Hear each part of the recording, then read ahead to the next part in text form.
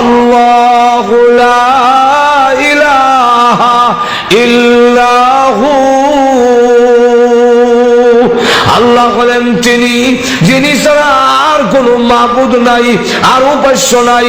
আমার বিপদ থেকে উদ্ধার করার মালিক, আমার ধন সম্পদ দেওয়ার মালিক, সন্তান দেওয়ার মালিক, ইজ্জত দেওয়ার মালিক, বিপদ থেকে মুক্তি দেওয়ার মালিক, এই সবগুলোর বেইজ্জত করার মালিক, সম্মান দেওয়ার মালিক, লোক মুক্তি দেওয়ার মালিক।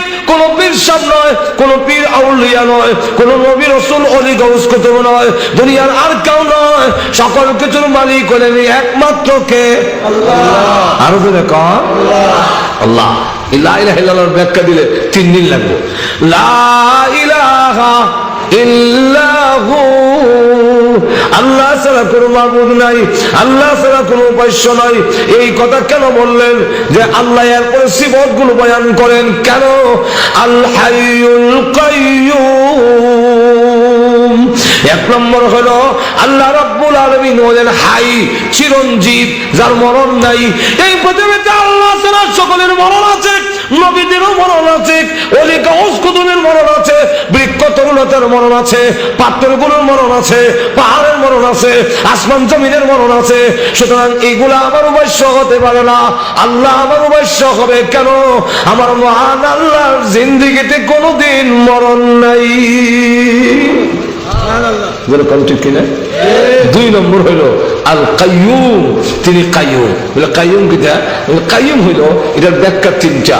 এর মধ্যে একটা ব্যাখ্যা হইল কাইয়ুম তারে কয় যিনি তার নিজেও কায়েম থাকেন, অন্যরে কায়েম রাখেন, প্রতিষ্ঠিত রাখেন, তার নাম হইল কাইয়ুম। 2 নম্বর ব্যাখ্যা হইল যিনি সমস্ত মখলুকের মধ্যে হাজির, সবসময় দেখতেছেন বান্দার সকল আমাল। তাফসীর ইবনে কাসিরের মধ্যে লেখে কাইয়ুমের অর্থ হইল আহওয়ালে হাজিরুন, আহওয়ালে হাজিরুন ওয়া আমালে নাজিরুন। তার বান্দার সমস্ত আমলগুলাতে আল্লাহ দেখতেছেন এবং বান্দার সমস্ত হালতে, সমস্ত অবস্থায় আল্লাহ উপস্থিত আছেন। তাকে বলা হয় আল কাইয়ুম। কি বলা হয়? কাইয়ুম বলা হয়। তাহলে হাইয়ুল কাইয়ুম।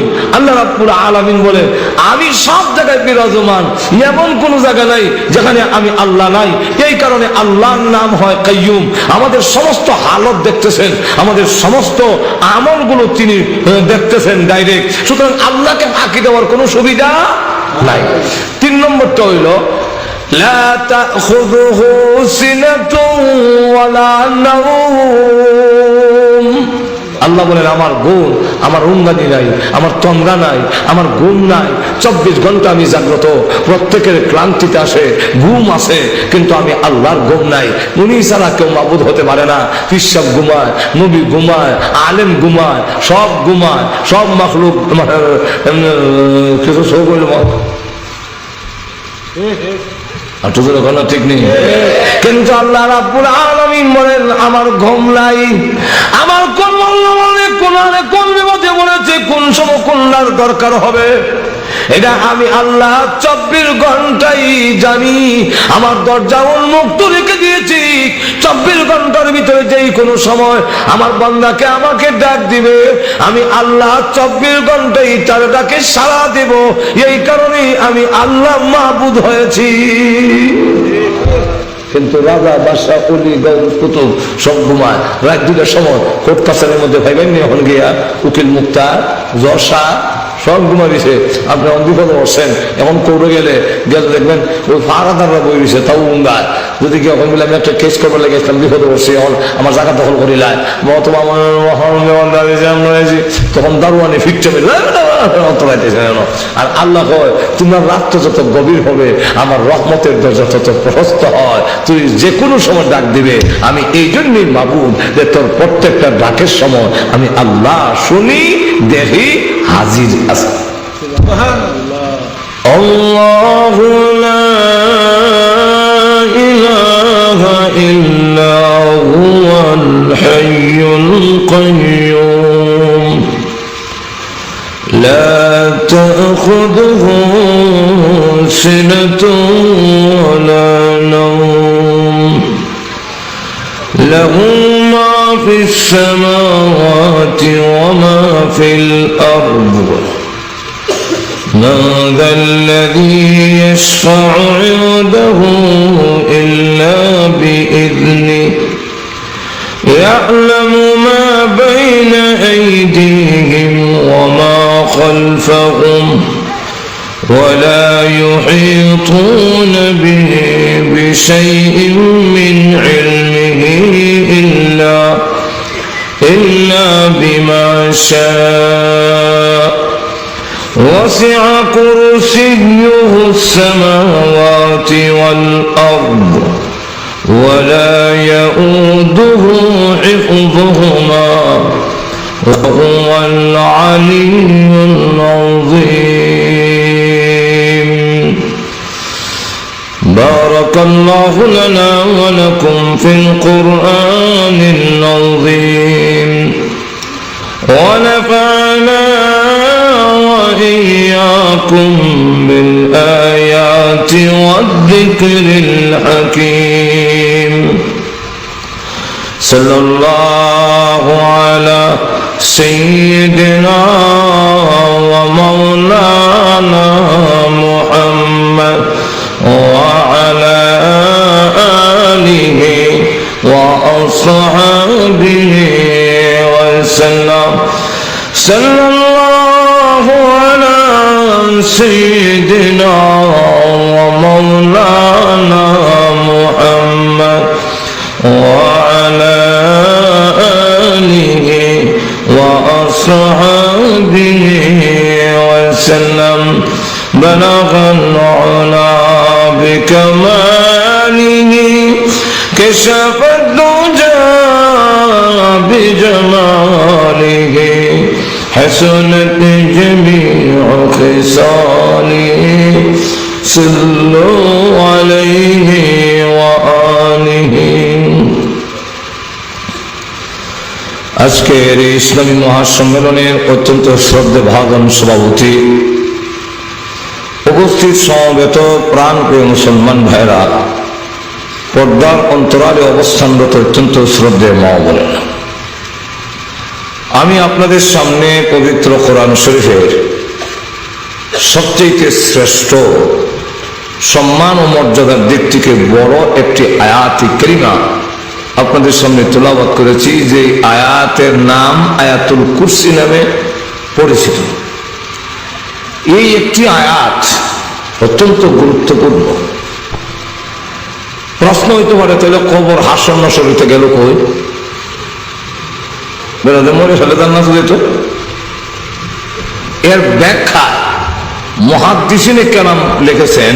এর অর্থ হল, আল্লাহ রসুল যে বলছেন যে তার মৃত্যুর সাথে সাথে জান্নাত, এর অর্থ হইল যে কবরের জগতেই তার কবরের সাথে জান্নাতের যোগাযোগ করে দেওয়া হবে। কবর ঘুমায়া ঘুমায়া জান্নাতের আরাম আয়াস ভোগ করতে থাকবে, যা হাদিসের মধ্যে আছে।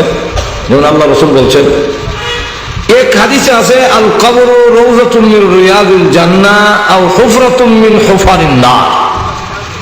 কবরটা কারো জন্য জান্নাতের বাগান হবে, আর কারো জন্য জাহান্নামের গাড়া হবে।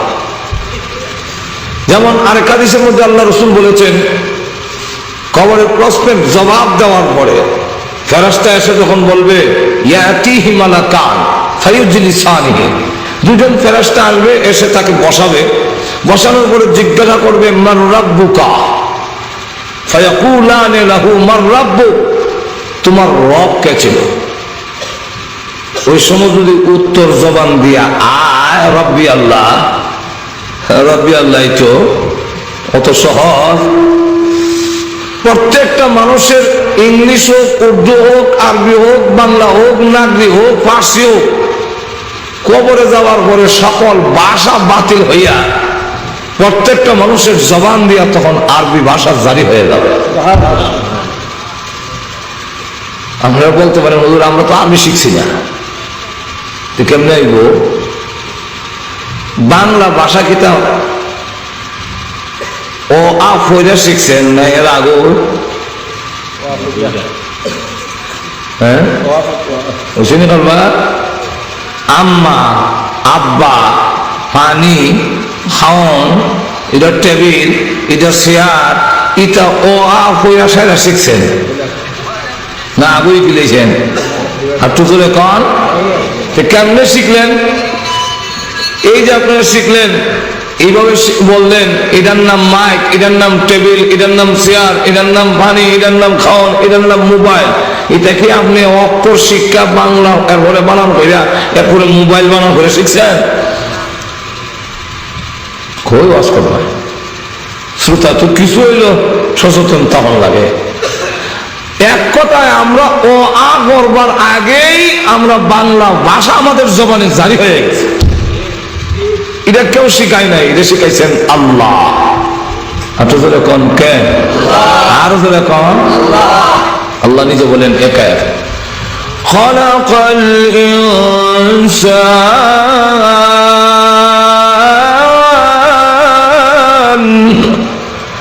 আল্লামাহুল বায়ান।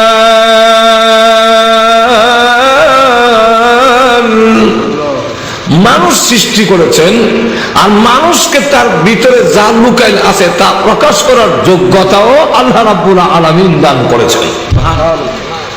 মানুষ ও আ এ বি সি টি আলিফ বা তা সা এটা কইরা ভাষা শেখার আগে তার জবান দিয়ে যেই দেশে জন্ম হয় ওই দেশের ভাষা অটোমেটিক তার ভিতর থেকে যেটা বের হয়ে আসে, এটা দুনিয়ার কোনো মানুষের শিক্ষা দেওয়া নয়, এটা মহান আল্লাহর শিক্ষা দেওয়া। আল্লাহ নিজে বলছেন আরে ভাই আল্লামাল ইনসানা মা লাম ইয়ালাম। আল্লামাল ইনসান, মানুষকে আল্লাহ শিক্ষা দিয়েছেন মা লাম ইয়ালাম, এ যা জানতো না তা আল্লাহ শিক্ষা দিয়েছেন। আমি কিছুই জানতাম না, এমন ভাবে পৃথিবীতে এসেছিলাম। আল্লাহ রাব্বুল আলামিন আরেক আয়াতের মধ্যে বলেন والله أخرجكم من بطون أمهاتكم لا تعلمون شيئا। আল্লাহ রাব্বুল আলামিন বলেন আল্লাহু আখরাজাকুম, মানুষকে আল্লাহ বের করে এনেছেন কোত্থেকে? মিন বুতুনি উম্মাহাতিকুম, মা পেট থেকে বের করে এনেছেন। লা তা'লামুনা শাইআন, সে কিছুই জানতো না, সে কিছুই জানতো না, সব কিছু শিক্ষা দিয়েছেন কে? আল্লাহ। আর কি বলে কান? আল্লাহ শিক্ষা দিয়েছেন। তাহলে যেমনি ভাবে বাঙালি মার ঘরে জন্ম হইলে এই বাচ্চা অটোমেটিক বাংলা বলে, যেইভাবে আরবি মার ঘরে জন্ম হইলে সে তার অটোমেটিক জন্ম পড়ে তাকে আলিফ বা শিখানোর আগে আগেই সে যেভাবে আরবি বলে, আরবিতে নাম বলতে থাকে। কারণ হচ্ছেন বাংলাদেশে জন্ম হইলে আব্বা আম্মা হতো, এখানে আবুল আবি উম্মি এগুলা বলবে। যদি ইংলিশ হয় মাদার ফাদার, ইটা বানান করে শিখে বলে আগেই মাদার ফাদার সিস্টার মিস্টার যা আছে, আঙ্কেল আন্টি যা আছে সব শিক্ষা লায়। এগুলা মা শিখাইছে না, উনি তোমার আন্টি, উনি তোমার আঙ্কেল, ইটা শিখাইছে না। হ্যাঁ, আমরা অটোমেটিক তার জবান দিয়ে বের হয়ে আসে। যেমনি ভাবে বাচ্চা মার গর্ভের থেকে বের হওয়ার পরে আস্তে আস্তে ওই যে দেশে জন্ম হয়, যে মায়ের ঘরে জন্ম হয়, ওই মার ভাষা সে বাচ্চা বলতে দেখে। ঠিক তেমনি ভাবে কবরের জগতে যাওয়ার পরে সকল ভাষা বাতিল হয়ে অটোমেটিক তার জবান দিয়ে আরবি বের হতে থাকবে। এই কারণে আমরা বলি যে আরবি ভাষা হলো ইন্টারন্যাশনাল ভাষা, আর আপনারা কোন ইংলিশ ঘুমাই গেছেন। আরবি ভাষা ইন্টারন্যাশনাল কেন? পৃথিবীতে সব দেশে মোটামুটি ইংলিশ চলে, সব দেশে ইংলিশ চলে, পাশাপাশি আরবিও চলে কিছু কিছু। হ্যাঁ, পুরা সব বিশ্বে না চললেও বেশ কিছু রাষ্ট্রে এখন আরবি চলে, এমনকি বাংলাদেশেও চলে। কেমনে? বিদেশে বেলে বিদেশ গিয়ে আরবি খেয়েছে, অথবা বিদেশে বেলে আরবি একটা বই আটলে এখন দেখা যায় হ্যাঁ কিছু এটার নাম কেটা, মোবাইলের নাম কেটা, টেবিলের নাম কেটা, টাউনের নাম কেটা, হ্যাঁ কিছু শিখতেছে। তো আরবি কিছু হইল, হ্যাঁ ইংলিশের সমান না হইল পৃথিবীতেও চলে। কিন্তু পরের জগতে ইংলিশ চলবে না, আরবি চলে। তাহলে ইহকাল এবং পরকালে দোনো কালে যেই ভাষা চলে, আর যেই ভাষা শুধু ইহকালে চলে পরকালে চলে না, সেটা ইন্টারন্যাশনাল নয়। যেটা দোনো কালে ইহকালে এবং পরকালে চলে সেই ভাষা হইল ইন্টারন্যাশনাল ভাষা। ইন্টারন্যাশনাল ল্যাঙ্গুয়েজ, কথা বুঝছেন? এখন আসুন তো, কবরে যাওয়ার পরে যদি আমি রবের কাজ করে থাকি তবে না আমার জবান দিয়া রব আসবে, একটু জোরে কর না। আর যদি আমি রবের কাজ না করে থাকি তো রব আসবে না। তো যে বলবে, যে মাত্র ফেরেশতা বলবে আমার রব্বুকা, সে বলবে রব্বি আল্লাহ, রব আমার আল্লাহ। আর একটু জোরে কর না। রব আল্লাহ। পালনেওয়ালা কে ছিল? বলে আল্লাহ। প্রভু রব এখন আসবে, এই জন্য আমি 5 ওয়াক্তের নামাজে জায়গায় জায়গায় রব বলেছি, নিয়ত বান্দার পরে বলেছি আলহামদুলিল্লাহি রাব্বিল আলামিন।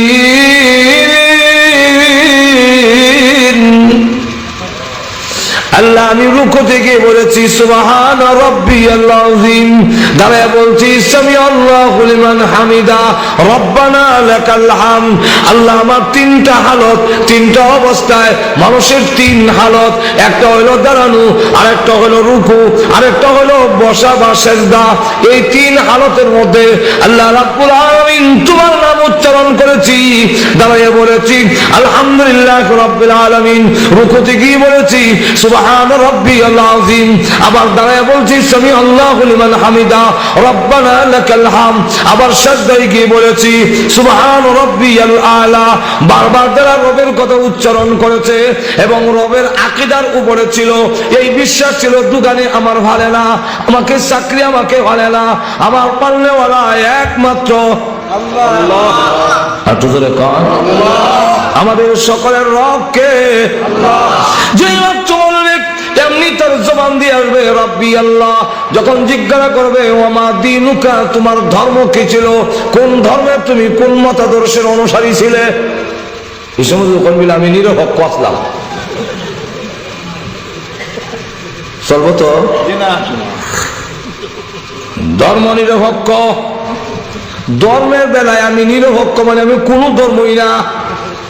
রাস্তারও বলবো সকল ধর্মের নাম শুনলাম, ইজার ধর্মের নাম তো শুনছি না, সেগুলো আমার নিরপেক্ষ।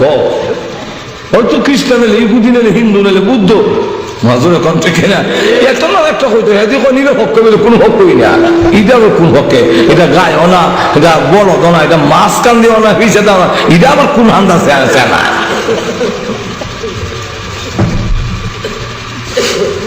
ওয়ামা দীনুকা, আপনার জবান দিয়া কি আসবে দীনিয়াল ইসলাম, আইবনি সারা জীবন উল্লাহ আল্লাহ। আর কবর নিবার সময় এমনি মুল্লারে দেখতে পারে না, মুল্লার পোশাকও দেখতে পারে না, যত দোষ আছে খালি বইয়া বইয়া মুল্লার আর দোষ তালাশ করবো। মুল্লার আর দোষ তালাশ করে, যারে নিন্দে তারে ফিন্দে। আমরা একটা ভাষা আছে, যে যারে নিন্দে পাঞ্জাবিরে আমরা নিন্দা করি, কোট প্যান্ট খুব ভালো লাগে, পাঞ্জাবি এমনি ভালো লাগে না, কিন্তু দেখা যায় কবরে যাওয়ার সময় ওই পাঞ্জাবি না হইরা কুর্তা না গা দিয়ে কবরে যাওয়া যাবে না। আরো তো দেখো এই সময় সব নেতা হোক, লিডার হোক, প্রেসিডেন্ট হোক, যাই হোক, এই সময় ওই পোশাক আল্লাহ চিন্তা হয়, নিন্দা যখন করছিলে নিন্দাবা যেরকম ঠিক। এরপর কবর নিবার সময় ইসলাম, আমরা এমনি ইসলামের কথা মন চায় না, 2 জায়গায় ইসলাম ছাড়ে না। কোন জায়গায়? এক জায়গা হইল ইলেকশন আইলে, এই সময় দেখবেন সব ইসলাম আওয়ামী লীগে কয় কোরআন সুন্নাহ বিরোধী আইন পাস করবো না, আর আজকে 5ম সংশোধনী আইন বাতিল করে 72 সংবিধান নিয়ে আসবে, পাস হয়ে গেছে, পাস হয়ে গেছে। কথা বলছেন? বিএনপিও লেখে ইসলামী মূল্যবোধ, ইসলামের বলে মূল্য দিত, অথচ নিজেই পারে না। আর এরশাদ সাহেব জাতীয় পার্টি রাষ্ট্রীয় ধর্ম ইসলাম, রাষ্ট্রীয় ধর্ম ইসলাম, রাষ্ট্রীয় ফল হইল কাঁঠাল, রাষ্ট্রীয় পাখির নাম হইল, জাতীয় পাখির নাম হইল, এটার নাম দোয়েল। দোয়েল জাতীয় পাখি, কোয়ার আগে যেমন গাছও থাকতো, এখনো হে গাছ হইতে হ্যাঁ দালান কোটাও হয়েছে না, ঠিক তেমনি ভাবে রাষ্ট্রীয় ধর্ম ইসলাম, জাতীয় ধর্ম ইসলাম, এটা ঘোষণা করে আগে যে অবস্থা আছে এখনো একই অবস্থায় আছে, এটার আর কোনো উন্নতি হয়েছে না। যেরকম ঠিক না। এরপরে আবার দেখা যায় ওই সময় স্লোগান দেয় লা ইলাহা ইল্লাল্লাহ, নৌকার মালিক তুই আল্লাহ। এরপরে দেখা যায় আবার আলোচনা হয় দানের শীষে বিসমিল্লাহ। এরপরে বলবো আল্লাহ আল্লাহ বলিয়া জাল বুট দিয়া বাস করলে বলিয়া। এখন এই সময় বলো মাজার জিয়ারত চৌকি না থাকলে আর কোনো একটা চৌকি আনিলে বেগম সামনে দেওয়া যায় আলমারির ভিতরে কোনো পুরান চৌকি উকে আসেনি দেওয়া যায় তিলা ফুলা রয়েছে চৌকি লজ্জা হয় না?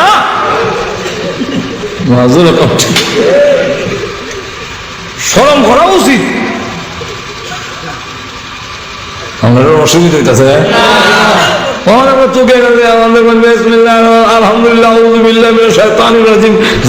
সব কইয়া এই সময় ইসলামের লেখা শাহজালাল মনে হয় যখন ঠিক না শাহজালাল কি চাইছিল আকাম কুকম করবো লেগিয়া।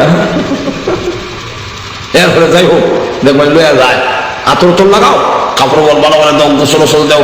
একজন ইমাম সাহেব গিয়ে দেখি যে কয়েকটা মাটির ডিলা আর খিলাই লইয়া গেছে। খিলাই বুঝুন না আপনারা দাঁত যাই হবে কিতাব হয় না আপনারা খিলাই তো যা খিলাই লইয়া গেছে এক নেতারে গোসল করাইতো। তা আমি যে গেলাম ইমাম সাহেব কি টানছো এখানে ক আল্লাহ হুজুর উচ্চা জানেন না জাতা দিলে ময়লা বাড়ি বইটা জিলা লই দিত। আমি জিতা থাকতে জিন্দিগি তো জিলা লইছে না ওহনার ইটা তো মুখ চালাম নাই এমনি তো এনে লাও তাহলে হোম মুখ চালাম কিছা। এরপরে আবার ভালো করে কাপড় ফরাইয়া এরপরে বললে আতর দেলে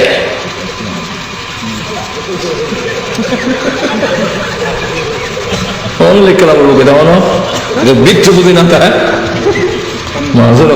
ঠিক না। এরপরে ধরো ধরো খাট ধরো গন্যা গন্যা কদম ফালাই আরে কি শূন্য এটা বার করে আল্লাহ খুব ভালো করে বুঝে করে নিছে খুব ভালো করে আল্লাহ বুঝে। এখন দেখা যায় কার এক লয়া যায় আর এক কদম গন্যা গন্যা 10 কদম তুমি 10 কদম আমি 10 কদম গন্যা গন্যা লয়া যায় আর সকলের মধ্যে লা ইলাহা ইল্লাল্লাহ লা ইলাহা ইল্লাল্লাহ কবর লাগবে বলো তো বিসমিল্লাহ ওয়ালা মিল্লাতি রাসূলিল্লাহ সারা জীবন উল্লেখ আল্লাহ ওহন কই মিল্লাতি রাসূলিল্লাহ তারা কবর আছে থয়া যাও সিবালিল্লাহ যে খারে হয় বুঝিলাই বা থয়া যাও। এখন দেখা গেল সারা জীবন উল্লাহ চললাম, যদি আমি আল্লাহর বিধান মধ্যে চলে থাকি আমার জবানে অটোমেটিক বের হয়ে আসবে দ্বীনিয়াল ইসলাম। দ্বীনিয়াল একবার জিজ্ঞাসা করা হবে আমার নবীকা তোমার নবী কে ছিল বলে গেল, তখন বলবে যদি সত্যি অনুসরণ করে থাকে অটোমেটিক তার জবান দিয়ে বের হয়ে আসবে হুয়া মুহাম্মাদুর রাসূলুল্লাহ।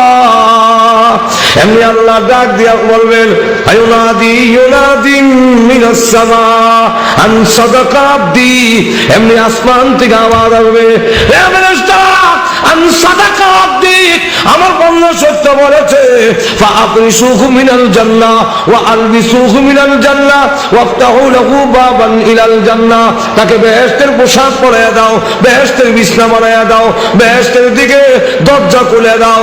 আর যেই মাত্র দরজা খুলে দেওয়া হবে এমনি দেখা যাবে জান্নাত থেকে সুঘ্রাণ আসতে থাকবে, জান্নাতের কার্পেট বিছাইয়ে দেওয়া হলো, জান্নাতের পোশাক গায়ে দেওয়া হলো। আর বলবেন লাম কানাউমাতিল আরুস, আল্লাহ রাসূল বলেন বলা হবে তুমি এমন ভাবে ঘুমাও যেইভাবে বাসর রাত্রিতে দামান ঘুমায় তুমি ঘুমাও, 40,000 বছরের ভিতরে কবরের ঘুম ভাঙতে কেউ আসবে না। তাহলে কবরের মধ্যেও জান্নাতের কিছু আরাম পাইছেনি তাহলে ওই হাদিস এখন কিছু বুঝেছেন আপনারা। আচ্ছা এই আয়াতুল কুরসির ফজিলত যদি আপনারা বলতে যাই আজকের আমার সমাজে ফজিলত এত ব্যাপক ফজিলত, কত আমরা সবার কাছে যায় আর দৌড়াদৌড়ি জাদু করে নিয়েছে জিন্নাতে ধরে নিয়েছে হুদকা ফু আপনারা শিখাই দেওয়া যায়। আল্লাহ নবী বিশ্বনবী রাহমাতুল লিল আলামিন বলে নিয়মতান্ত্রিক ভাবে এই একটি আয়াত যদি কোনো মানুষ পড়ে তাহলে যত কুফরি করো, যত জাদুটোনা করো, যত জিন্নাত হোক, তার গায়ে আসর করিতে পারিবে না।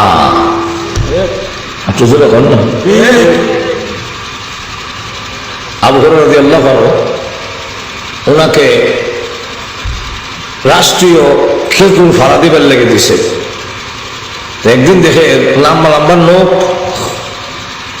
আর লম্বা লম্বা চুল খেজুরের মধ্যে হাত দিছে, বললিস সিলা সিলা আরম্ভ করে। সারি দিন ফেটে বড় বুক লাগছিল, আর করতাম না। তুমি কে? আমি মিস্টার ইবলিস। আবু হুরায়রা তোমার রসুলের দরবারে নেব, আমি পাও ভালো করে নিয়েন না। কান্দাকাটির কারণে আবু হুরায়রা রাদিয়াল্লাহু আনহু মায়া লাগছে, ছেড়ে দিছি। রসুলের দরবারে যাওয়ার পরে রসুল জিজ্ঞাসা করেন, আবু হুরায়রা তোমার মেহমান কই? তো রসুল কেমনে জানলো? আল্লাহ রাব্বুল আলামিন জিবরাইলের মাধ্যমে রসুলকে জানায় দিয়েছেন। রসুল বলেন, তোমার মেহমান কই সাথে? কবুল কাকতি মিনতি করছে, ছেড়ে দিছি। রসুল বলেন, ভালো করছো, তবে সে আবার আইব। আরেকদিন আইছে, ওই দিনও ধরলো। এবার হয় তুমি আমার হাতে পায় না, বললো কমিত না, রসুলের দরবারে তোমাকে নিবই। তাক এর কান্দাকারী কারণে ছেড়ে দিছে। রসুলের দরবারে যাওয়ার পরে রসুল বলেন, তোমার মেহমান কই? কবুল কান্নাকাটি করছে, ছেড়ে দিছি। রসুল বলেন, ভালো করছো, তবে আবার আইব। আরেকদিন এসে এবার দুই রকম, কোন কান্নাকাটি কাজ হবে না, তোমাকে রসুলের দরবারে নিয়ে যাব। এবার সে ডাক দেয়া কয়, আমাকে যদি তুমি ছেড়ে দাও, আমি এমন একটি দোয়া তোমার শিক্ষা দেব, যে দোয়াটা পড়লে কোনদিন শয়তান কোনদিন তোমার উপরে আসর করতে পারবে না, তোমার মাল চুরি করতে পারবে না। যে ঘরের মধ্যে তেলাওয়াত হবে, ওই ঘরের মধ্যে মিস্টার ইবলিস শয়তান প্রবেশ করতে পারে না। কত দোয়া রাখো। শয়তান তখন আয়াতুল কুরসি শিখাই দিছে, ছেড়ে দিছে। রসুলের দরবারে যাওয়ার পরে রসুল জিজ্ঞাসা করে, তোমার মেহমান কই? দোয়া শিখাইছে, এর লেগে ছেড়ে দিছি। রসুল বলেন, হ্যাঁ মৃত্যুক, কিন্তু দোয়া যা শিখাইছে এটা ঠিকই শিখাইছে। শুধু তা না, এই আয়াতুল কুরসির ফজিলত এত বেশি যে যদি কোন পুরুষ হোক আর নারী হোক তেলাওয়াত করি, একটা আয়াত যদি আমরা আমল করি, একটি আয়াত যদি আপনি তেলাওয়াত করেন, তাহলে এই আয়াতের দুইটা চুট আছে আর একটা জিহ্বা আছে, এটা দিয়ে আল্লাহর আরশের পায়ের সাথে লাগানো আছে। সে তখন দোয়া করতে থাকে, যতক্ষণ পর্যন্ত তেলাওয়াতকারীর গুনাহ মাফ না হয় ততক্ষণ পর্যন্ত আয়াতুল কুরসির সুপারিশ বন্ধ হয় না। সুবহানাল্লাহ। তাহলে আয়াতুল কুরসি কত গুরুত্বপূর্ণ। শুধু তা না, এই আয়াতুল কুরসি এত ফজিলত কেন? তার মধ্যে ইসমে আজম আছে। ইসমে আজম এমন এক দোয়া, কোন বান্দা বান্দি যদি আল্লাহর দরবারে দোয়া করে আর বলে, আল্লাহর ইসমে আজম, ইসমে আজম কোনটা? আল্লাহর নবী বিশ্ব নবী রাহমাতুল লিল আলামিনকে জিজ্ঞাসা করেন, ওগো নবীজি ইসমে আজম আমাকে শিখান। আম্মাজান আয়েশা বলেন, ইয়া রাসূলুল্লাহ, ইয়া হাবিবাল্লাহ, আমি কম থেকে জাগ্রত হয়ে দেখি আপনি আমার পাশে নাই। আমি এমনি হাত দিলাম, হাত দিয়া দেখি আল্লাহর নবী বিশ্ব নবী রাহমাতুল লিল আলামিনের পায়ের তলার মধ্যে আমার হাতটা পড়ে গেছে। এমনি আমি বুঝতে পারলাম আল্লাহর নবী নামাজের সিজদার মধ্যে আছেন। অনেকক্ষণ অপেক্ষা করলাম, নবীজি সিজদা থেকে উঠেন না। তখন আমি আস্তে আস্তে করে গড়িয়ে গেলাম, নবীজি শ্বাস ফেলান কিনা, না হয় রাসূল কেন এত দীর্ঘক্ষণ পর্যন্ত উঠেন না। কাছে গিয়ে দেখি আল্লাহর নবী বিশ্ব নবী রাহমাতুল লিল আলামিন সিজদার মধ্যে পড়ে কান্দেন, ইয়া হাইয়ু ইয়া কাইয়ুম, ইয়া হাইয়ু ইয়া কাইয়ুম যখন কান্দে আম্মা আয়েশা সিদ্দিকা রাদিয়াল্লাহু আনহা বলেন, তখন আমি বুঝতে পারলাম আল্লাহর নবী এখনো জিন্দা আছেন। কিন্তু দেখা গেল এত লম্বা সিজদা দিয়েছেন, আল্লাহর নবী বিশ্ব নবী সিজদায় পড়ে আছেন। এদিকে দেখা গেল সাহাবীরা আযান দিয়ে জামাতের জন্য অপেক্ষা করতেছে, বারবার হুজুরের শরীরের দিকে তাকায়, আল্লাহর নবী বিশ্ব নবী আসতেছেন না। সকলে ভাবলেন আল্লাহর নবীর মনে হয় আজকে ঘুম ছাড়েনি। তো আবু বকর সিদ্দিক রাদিয়াল্লাহু আনহুকে বললেন, ও আবু বকর, আপনি একটু ডাক দেন রাসূলকে ঘুম থেকে ওঠার জন্য। আবু বকর সিদ্দিক বলেন, প্রয়োজনে আমি একা নামাজ পড়ে চলে যাব, তথাপি বিশ্বনবী রাহমাতুল লিল আলামিনের ঘুম আমি ভাঙবো না। আল্লাহর নবীকে আমি ডাক দিয়ে বেয়াদবি করব না। সকলে মিলে বলে, ওমর আপনি ডাক দেন, আপনি শক্ত আছেন।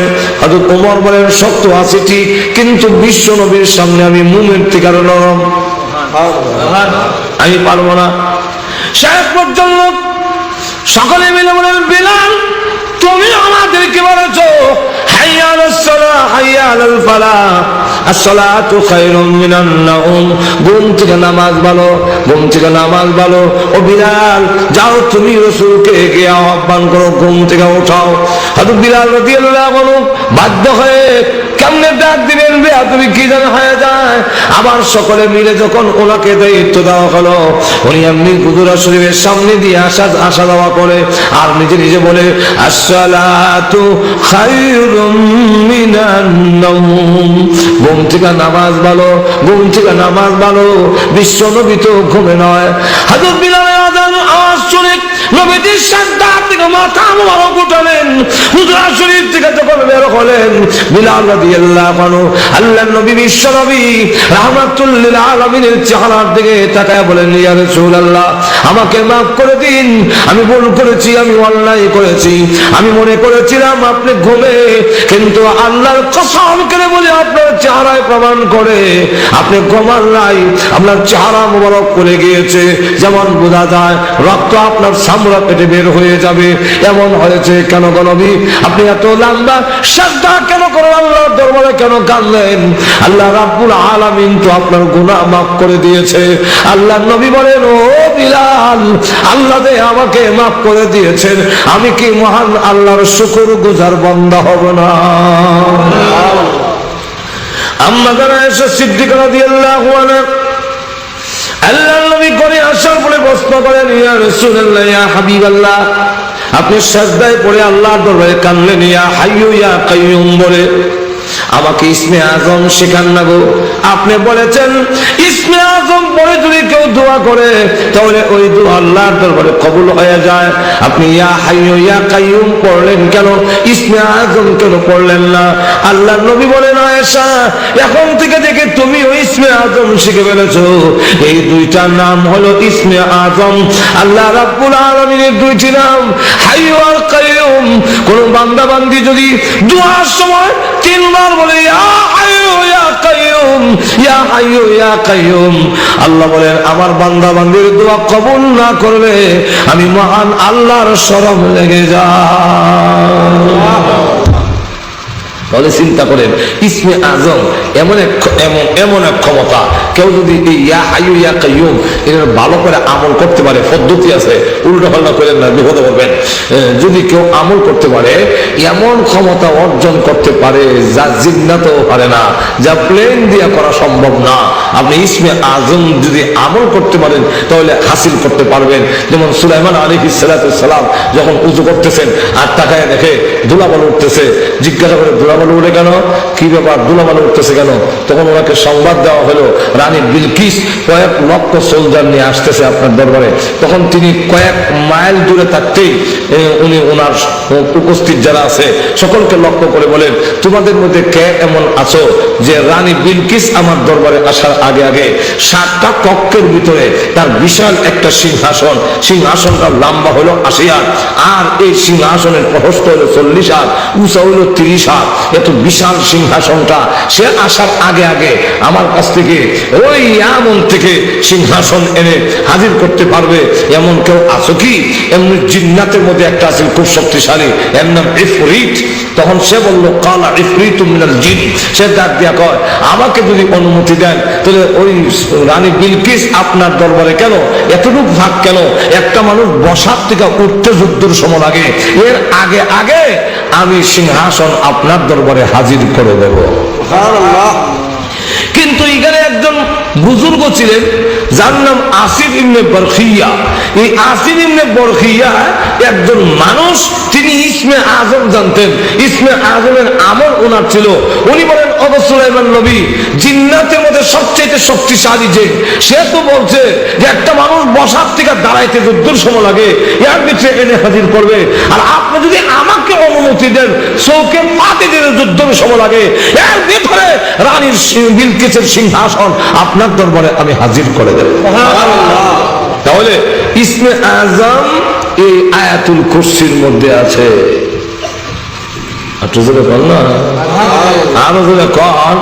তাহলে এখন ফজিলত করতে গেলে আজকের দিনই আজকে আমার সময় শেষ হয়ে যাবে, এই আংশিক ফজিলত কইলাম। এবার আসুন এই আয়াতের এত ফজিলত কেন, এই আয়াত এত গুরুত্বপূর্ণ কেন? কেনটার কারণ হইল এই আয়াতের মধ্যে মহান আল্লাহ 10টা কোয়ালিটি, যেই কোয়ালিটি না থাকলে একজন মাবুদ হতে পারে না। মাবুদ ও এমনি ইচ্ছা করলে হওয়া যায় না। যে কোনো লোক যদি কয়ে বলে আমি খোদা, চলবে? আমরা ঘুমোতে দিচ্ছে না আর তোর জন্য কন না অসুবিধা হইতেছে? অসুবিধা হলে আমার সুবিধা, আমিও শেষ করলে কেন অসুবিধা হয়েছে না আপনারা? তাহলে এবার বলে যে আল্লাহ কি যে কোনো লোকে খোদা দাবি করলে খোদা হওয়া যাবে? খোদা দাবি করার সাথে সাথে, উপাস্য দাবি করার সাথে সাথে কিছু সিফত, কিছু কোয়ালিটি, কিছু গুণ তার থাকতে হবে। আল্লাহর কাছে আটকাই নিব। কারণ খোদা দাবি করো দাঁড়ায় থাকতে পারলো না। হ্যাঁ, একজন মহিলা মা সেটা সে দাঁড়ায় কয় তোমাকে আমি খোদা মানতে পারি না। বলে কেন না? আমি খোদা না? বলে না। বলে কেন? তুমি যদি খোদা হবে তো তোমার নাকের সেন্টারটা ঠিক করে বানাইলে না কেন? এমন বম্বাস্টিক মার এক নাকটা লেগে। যে নিজের নাকটারই সাইজ করে বানাইতে পারে না, যে তার নিজের চামড়ার কালারটা আকর্ষণীয় কালার করতে পারে না, সে আরেকজনের উপাস্য হতে আল্লাহু আকবার। আসিয়া আটকাই নিল। আসিয়া যখন বলে আমি ফেরাউন মানি না, ফেরাউন বুঝানোর পরে ব্যর্থ হইয়া তার শ্বশুর শাশুড়িকে আনছে। আইনা বলে আপনাদের মেয়েকে বোঝাইয়া দেন সে আমাকে মানে না। তখন মা বাপ কয় আসিয়া ফেরাউনকে মেনে নাও, খুদা মানলে অসুবিধা কি? বনি কিপ্তির মধ্যে ফেরাউন হলো সবচেয়ে সম্মানী ব্যক্তি, সে খোদা হয়েছে। আর তুমি যদি তাকে মেনে নাও তুমি হইলে কওমে আমালিকার একজন মহিলা, সুতরাং তোমারও তো সম্মান কম হবে না। ফেরাউন যদি খোদা হয় তুমি তো খোদার বউ খুদি, ঈশ্বরের বউ ঈশ্বরী, ভগবানের বউ ভগবতী, এখন ঠিক কিনা? গড়ের বউ গণেশ, কথা বলছেন? তাহলে খুদার বউ খুদি, তুমি অসুবিধা কি? তো আসিয়া তখন ডাক দিয়া মা বাপকে বললো তফসির মাঝারিতে আনছে। আসিয়া তখন ডাক দিয়া কয় যে আপনাদের দামানরে এই কথা বলেন, আপনাদের জামাইকে এই কথা বলেন, সে যদি খোদা হয়ে থাকে আমাকে একটা তাজ বানায় দেওয়ার জন্য, একটা মুকুট বানায় দেওয়ার জন্য, যে মুকুটের সামনে থাকবে সূর্য, পিছনে থাকবে চন্দ্র, সাইডে থাকবে তারা, তারাই না লটকাই দিব। তখন আসিয়ার মা বাপ এটা তো সম্ভব না, এটা তো পারতো না। যদি এটা না পারলে আপনাদের স্বামী, আপনাদের দামান, আপনাদের জামাই খোদা হওয়া সম্ভব? এখন সম্ভব। কিন্তু আল্লাহ রাব্বুল আলামিন নবীদের কাছে যখন গিয়ে বলেছেন এটা হইতে হবে সেটা হইতে হবে, আল্লাহ করে দেখা দিয়েছেন। যেমন হযরত সালেহ আলাইহিস সালামের সামনে গিয়ে সম্প্রদায়ের লোকেরা বলে আপনারা আল্লাহর দাওয়াত দেন না, তো আপনারা আল্লাহকে বলুন শক্ত পাথরের ভিতর থেকে 10 মাসের গাভীন একটা উটনি বের করে দেওয়ার জন্য, 10 মাসের গাভীন একটা উটনির ভিতর থেকে না, হাতরের ভিতর থেকে বের করতে হবে। আর শুধু তা না, বের হওয়ার সাথে সাথে এটা বাচ্চা দিয়ে দিতে হবে। এটার উদ্দেশ্য হইল উনি পারবেন না, আল্লাহ পারবেন না। কিন্তু দেখা গেল বলার সাথে সাথে সালেহ আলাইহিস সালাম আল্লাহ এটা করে দাও সান, এমনি দেখে পাথরের ভিতর থেকে বিশাল একটা উটনি চিৎকার দিয়ে বের হইয়া বাচ্চা ওই দিক দিয়ে বাড়িতেছে, হাতরের ভিতর থেকে উটনি বেরিয়েছে আর বাচ্চা বাড়িতেছে এই দিক দিয়া। এত বিশাল উটনি বের হয়েছে যে এটা যদি পানি পান করতো এই এলাকার খাল বিল পুকুরের মধ্যে যত পানি আছে সব শুকাইয়া দিচ্ছে। আল্লাহ রাব্বুল আলামিন এই ক্ষমতা আসেনি আল্লাহ, আর তোদের এখন আসেনি না নাই? তো দেখা গেল খোদা হইতে গেলে কিছু কোয়ালিটি লাগে, উপাস্য হইতে গেলে শুধু দাবি করলেই হয় না, কিছু কোয়ালিটি লাগবে। যেমন মূর্তি, আমাদের দেশে মূর্তিরে মাহবুব বানায়, মূর্তির সামনে গিয়া দাঁড়ায়, কাকুতি মিনতি করে, অথচ যদি জিজ্ঞাসা করা হয় তার মধ্যে উপাস্য হওয়ার মতো কোন কোয়ালিটি তার কাছে এত ধরে কোনো কোয়ালিটি নাই। কেন নাই? যে এই যে মূর্তি যে দাঁড় করে রাখছে, 8-10টা হাত আছে,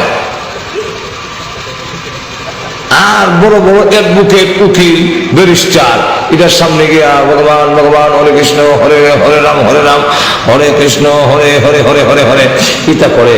তারে যদি জিজ্ঞাসা করা হয় তোমার উপাস্য যে, তার তো 8-10টা হাত আছে, এবং তুমি এমএ ভাস মাস্টার, তুমি অ্যাডভোকেট, তুমি ব্যারিস্টার, তোমার খুদা কি ভাস? গোড়ার ডিম ভাস। যেরকম ঠিক কিনা? তাহলে অবস্থাটা কি গেল?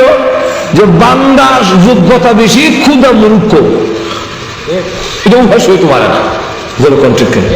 আরো যেরকম, শুধু তা না, মূর্তির সামনে 8-10টা হাত আছে, এটার নাম দশরা না বেসরা, যে একটা এই মূর্তির নাম, এটার নাম দশরা, বেসরা না। আবার বেসরা আমার দেশে এটা কোনো সরাসরি মানে না, মুখ দিয়ে কান লাগাইছে, গুতায় হত বের করুন লাগে, চোখ দুইটা গাঞ্জা খায় আগুনে লাগান লাল, মাথার মধ্যে শাল লাগাইছে, এরপরে আবার বেড়া বেরিয়ে এক কান হইয়া, এরপরে একটা যে লাগায় আবার বাপ ধরে চোখ বন্ধ করে বয়ে থাকে, বেশি মাথা উঠে না, আবার অনেকটা ল্যাংট হয়ে যাই, পাইছি ল্যাংটা জামু ল্যাংটা, মাঝখানে আবার খাবার করতাম খানে, হেরে কইল আইসব ল্যাংটা জামুর ল্যাংটা, মাঝখানে খাবার খেনে, তা হাতুরে হাতুরে অঞ্চলে হের দাঁতটি বেরিয়ে ফেলে দে, আইসে দাঁত ছাড়া যায়, চোখের লেগে দাঁত লইয়া। আচ্ছা যাক, এরা আবার দেখবেন বই থেকে বেশি মাথে না, আবার হঠাৎ দয়াল বাবা যেরকম আছে না। আর আমরা দেশের কিছু লোক এমনি গিয়ে সাজা পেরা যায়, হ্যাঁ মনে মনে বাবা আপনি দেন তো হয়ে গেছে, অনেক কিছু হয়ে গেছে। এখন লক্ষ্য করে দেখেন, মূর্তিটা যে দাঁড়ায় আছে, এখন তার সামনে খাবার দেওয়া আছে, চিরা দই মই খই এটা দেওয়া আছে, এখন একটা হাত দিয়া মাছি যখন খাবারটা নিয়ে যায়, তাও চুরি করে নেয় না, আওয়াজ দেয়া নেয়, যখন খাওয়ান নেয় তখন কয় মানে এর অর্থ হইল ক্ষমতা থাকলে আটকাও।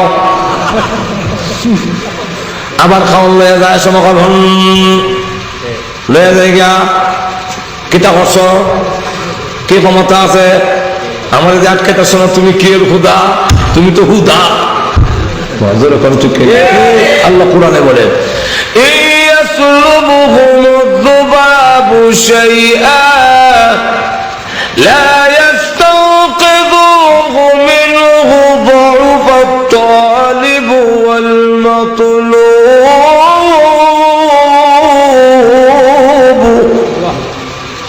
তার সামনের থেকে মাছে খাবার নিয়ে যায়, তাহলে এটার মধ্যে ক্ষুধা হওয়ার কোন কোয়ালিটি, কোয়ালিটি এটা মরা, আমওয়াতুন গায়রু আহিয়া, এটা জিতা নয়, এটা মরা।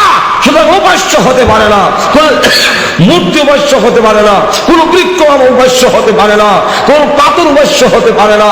কেন? কোয়ালিটি তার মধ্যে ক্ষুধা হওয়ার মতো কোয়ালিটি নাই। আল্লাহ রাব্বুল আলামিনের পরিচয় তুলে ধরেছেন এই আয়াতের মধ্যে 10টা সিফত, এই আয়াতের মধ্যে একটি আয়াতের মধ্যে তুলে ধরেছেন, যেগুলো একমাত্র কার, আরো যখন কার, আল্লাহ। এই কোয়ালিটি থাকলে উপাস্য হয়, আর না হয় উপাস্য হতে পারে না। কি কি কইতাম নি না, অসুবিধা হইতেছে?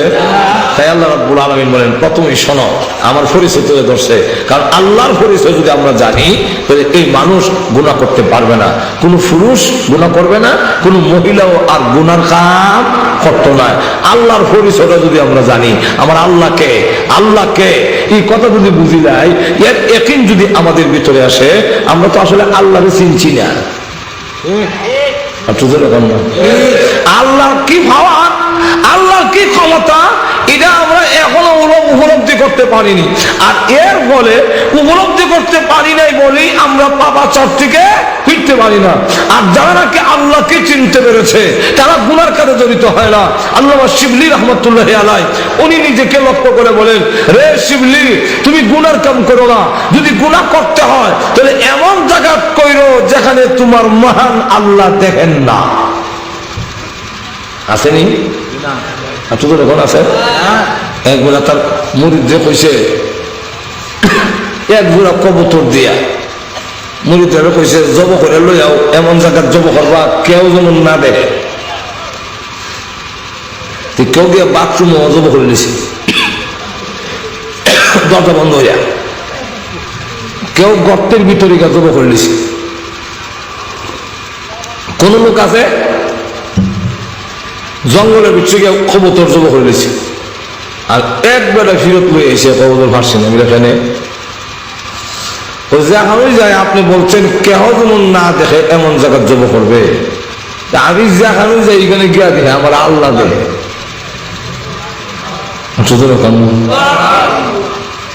হ্যাঁ এত জব করলো, আর এবারে করলো না এখানে আল্লাহ দেখে আমি গোলাপ ছুরি লাগে। আপনি বলছেন কেউ যেমন না দেখে। তো আপনি যদি আমার ভিতরে যদি এই কথা আসে যে এমন কোন জায়গা নাই যেখানে আমার আল্লাহ দেখেন না, সুতরাং আল্লাহ দেখে আমি গুনাহ করব কিভাবে, অপরাধ করব কিভাবে?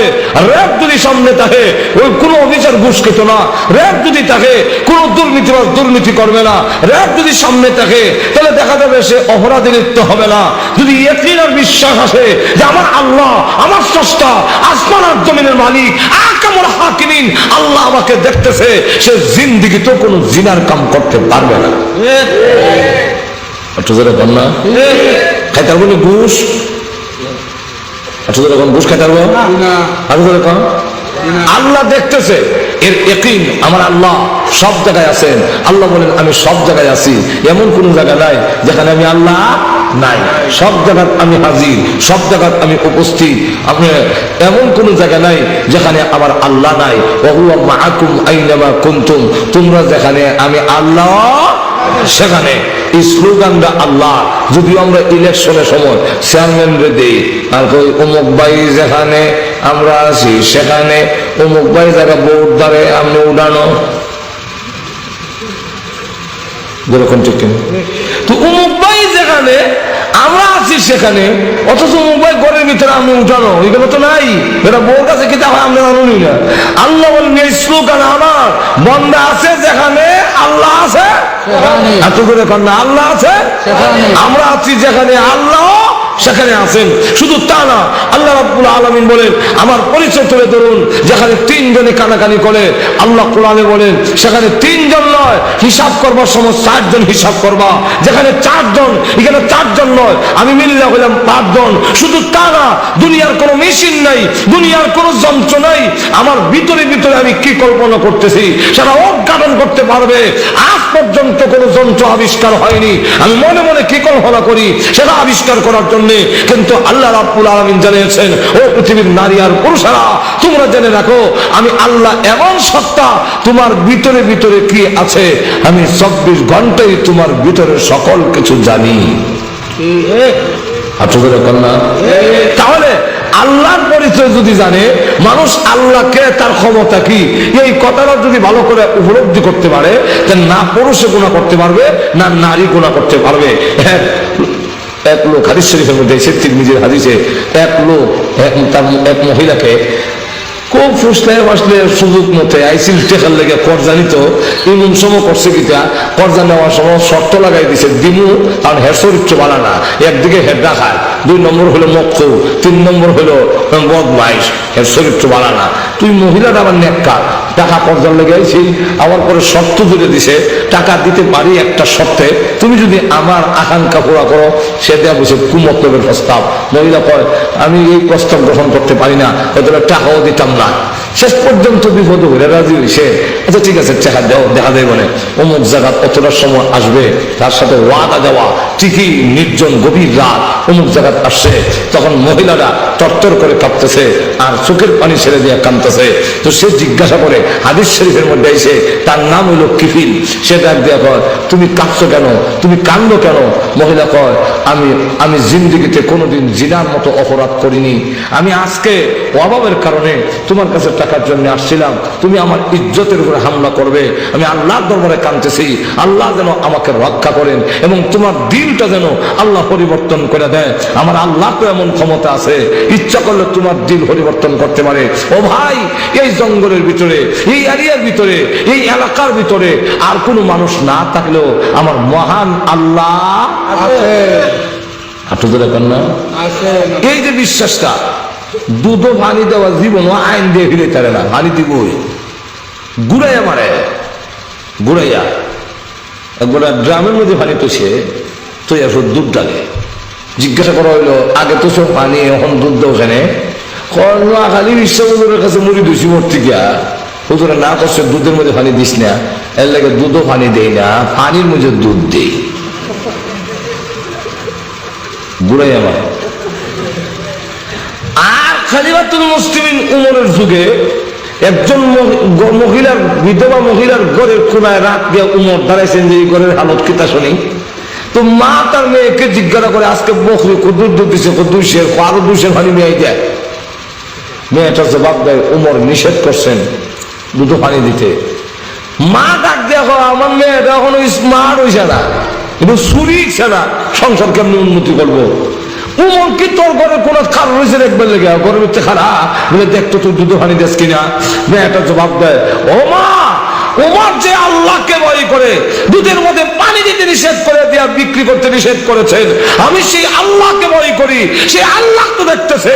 উমরকে ফাঁকি দেওয়া সম্ভব, কিন্তু আল্লাহকে ফাঁকি দেওয়া সম্ভব নয়, সুতরাং আমি দুধের মধ্যে পানি দিতে পারবো না।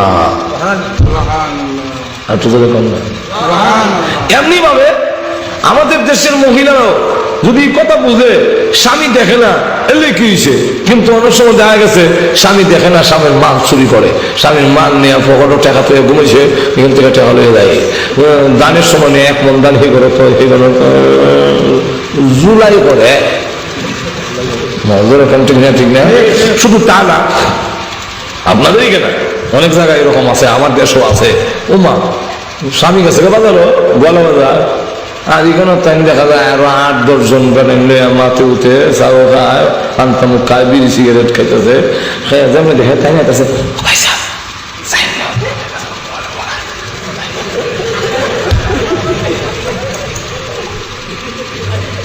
পয়সা বহন যাই গিয়া তাই নাইতেছে।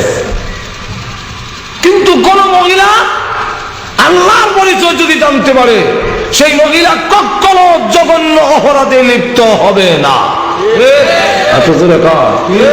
আমরা দেশে দেখবে হাদিসের মধ্যে আছে, মুসলিম শরীফ হাদিস, যে আমরা দেশও আছে বাছুর বান্ধা তো আরো 1 সপ্তাহ আগে গাই যখন দুধের গাই যখন বাজারে বেচবো, 1 সপ্তাহ আগে বাছুর বান্ধা তোছে, আর গাভীর 50 কেজি দুধ দেয়।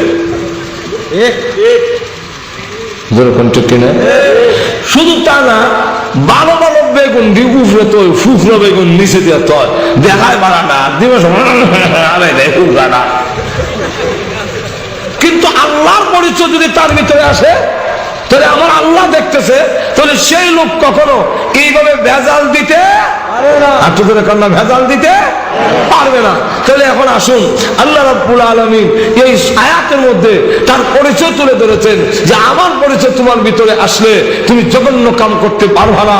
এই কারণে এই আয়াতের এই ফজিলত আল্লাহ রাব্বুল আলামিন প্রথমে বলেন, 1 নম্বর হলো আল্লাহু লা ইলাহা ইল্লাহু, আল্লাহ হলেন তিনি যিনি ছাড়া আর কোন মাবুদ নাই, আর উপাস্য নাই। আমার বিপদ থেকে উদ্ধার করার মালিক, আমার ধন সম্পদ দেওয়ার মালিক, সন্তান দেওয়ার মালিক, ইজ্জত দেওয়ার মালিক, বিপদ থেকে মুক্তি দেওয়ার মালিক, এই সবগুলোর বেইজ্জত করার মালিক, সম্মান দেওয়ার মালিক, রোগ মুক্তি দেওয়ার মালিক। কোন পীর সাহেব নয়, কোন পীর আউলিয়া নয়, কোন নবী রাসূল ওলি গাউস কুতুব নয়, দুনিয়ার আর কেউ নয়। সকল কিছুর মালিক হলেন একমাত্র কে? আল্লাহ। আরো জোরে কর আল্লাহ। লা ইলাহা ইল্লাল্লাহর ব্যাখ্যা দিলে 3 দিন লাগবে। লা ইলাহা ইল্লাহু, আল্লাহ ছাড়া কোনো মাবুদ নাই, আল্লাহ ছাড়া কোনো উপাস্য নাই। এই কথা কেন বললেন? যে আল্লাহ এরপরে সিফাত গুলো বয়ান করেন কেন? আল হাইয়ুল কাইয়্যুম, এক নম্বর হলো আল্লাহ রাব্বুল আলামিন হলেন হাই, চিরঞ্জীব, যার মরণ নাই।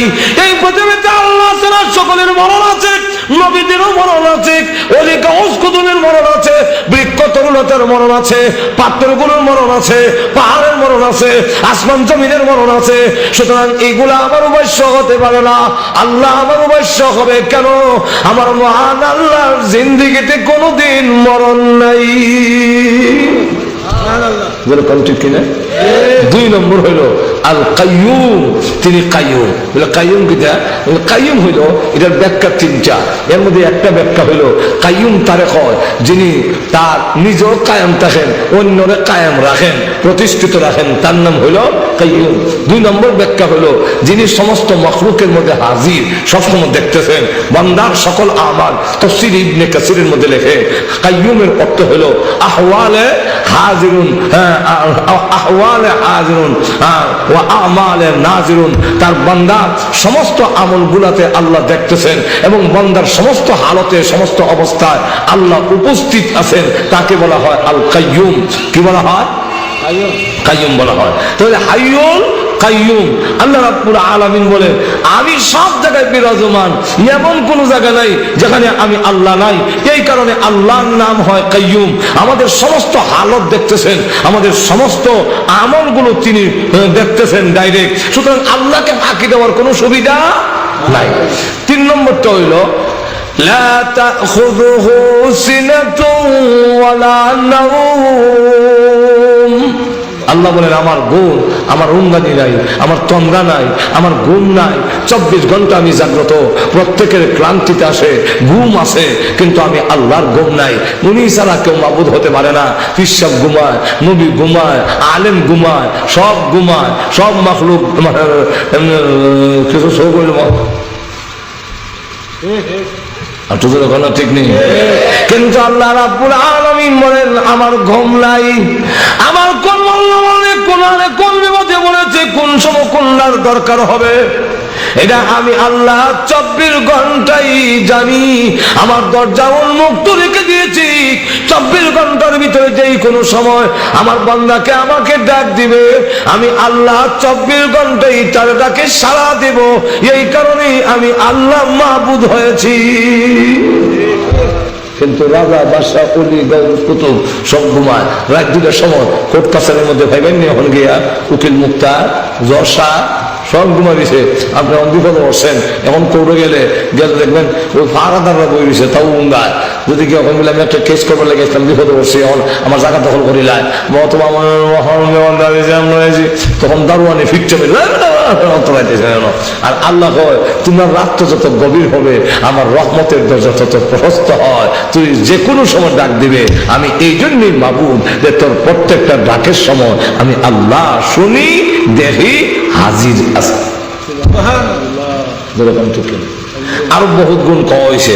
আল্লাহ রাব্বুল আলামিন যদি আরো তৌফিক দেয়, কারণ সবগুলো কইতে গেলে অনেক লাম বুঝে গিয়া আর অত রায় আর বেশি ওয়াজ চলে হলে না, তো 1 ঘন্টা করে লেছি, আর বেশি সময় করা যায় না। আল্লাহ রাব্বুল আলামিন আমাদের তৌফিক দেয়। আল্লাহর পরিচয়টা আমার আল্লাহকে, আমার বানানোওয়ালাকে, আমার স্রষ্টাকে এটা যদি আমি ভালো করে উপলব্ধি করতে পারি, এর ইয়াকিনটা যদি আমার ভিতরে আসে, তাহলে মানুষ গুনাহ করবে না। তো ওই কথাটা কইয়া নাই, তো শেষ ফিনিশিং দিয়ে দিব। মনে আসেনি কিবিলের কথা? কিবিল সূরা। মহিলার সামনে কাঁপতেছে। মহিলা কাঁপে, জিজ্ঞাসা করে তুমি কাঁপছো কেন? কাঁপার কারণ হলো আমার আল্লাহ দেখতেছে, আর কেউ না দেখলো আমার আল্লাহ দেখতেছে, আমি গুনার কাম কেমনে করবো? এ ভাই তোমারও ওয়াজ করি, ইয়া আখি ইত্তাকিল্লাহ, তুমিও আল্লাহরে ডরাও। তোমার মতো কত যুবক কবরে ঘুমাই আছে, তোমার মতো কত যুবক হাসপাতালের সিটে আছে, তুমি এখনো সময় আছে, আল্লাহরে ডরাও। এই কথা বলার পরে কিবিলের বিচ্ছু বয়ে আইসে, সে তখন গুনার কাম ছেড়ে দিয়া বললো টাকা যা দিতাম ফেরত দেওয়া লাগতো না, আমি তওবা করলাম, আমার জিন্দেগিতে আর কোনোদিন গুনাহ করব না, আর জিনা করব না, আর মদ পান করবো না, আর ডাকাতি করবো না। এই কথা তওবা কইরা আল্লাহর দরবারে তখন তওবা করছে, বাড়ির দিকে যায় আর কান্দে, আল্লাহ আমি জীবন ভুল করেছি, আর জীবনে গুনাহ করব না, অপরাধ করব না, অঙ্গীকার করে যখন রাত্রে ঘুমাইছে, এই ঘুম হলো তার জীবনের শেষ ঘুম। আর ঘুম থেকে উঠলো না। যেই মাত্র ঘুম থেকে বিদায় হয়ে গেছে, এখন সকালে লোকেরা দৌড়াদৌড়ি করে আসতেছে।